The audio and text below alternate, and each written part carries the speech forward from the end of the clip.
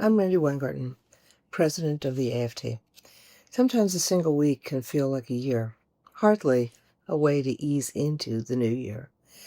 With the attack on Venezuela without congressional approval, the reckless shootings by Border Patrol in Oregon, and the murder of a bystander by ICE in Minnesota, the country is on edge.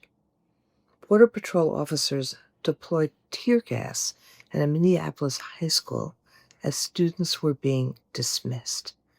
We must stand up for our rights to be free from senseless violence and for students to attend school safely. And many of you are peacefully and nonviolently protesting. Like you, your union does many things at once. Over the holidays, the AFT filed suit challenging the Trump administration's arbitrary and capricious termination of millions of federal dollars that community schools rely on to help students.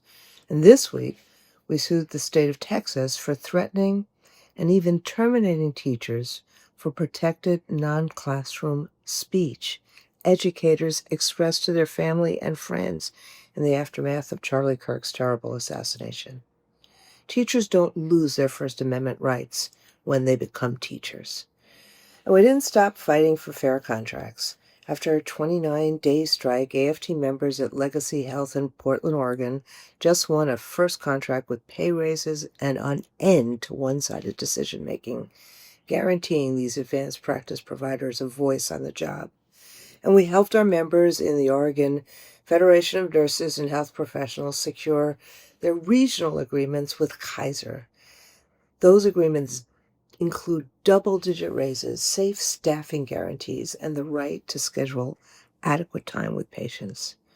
The focus on affordability led the U.S. House of Representatives this week to defy the Republican Speaker, with 17 Republicans joining all the Democrats to extend the health care tax credits for 3 years, so millions of Americans aren't crushed by health care costs or lose health care altogether.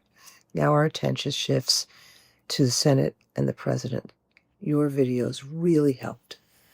That's what the AFT does. We fight for a better life for our members, for families, and for communities. This week also marked 5 years since the January 6th attack on the U.S. Capitol. I'll always be thankful to the law enforcement officers who bravely risked their lives that day, and to former Vice President Mike Pence, who fulfilled his constitutional duty to certify the results of the 2020 presidential election, despite the threats on his life. Maduro is a bad actor, but I share many Americans' concerns that the administration seems more focused on Venezuela and Greenland and fear-mongering than helping Americans at home.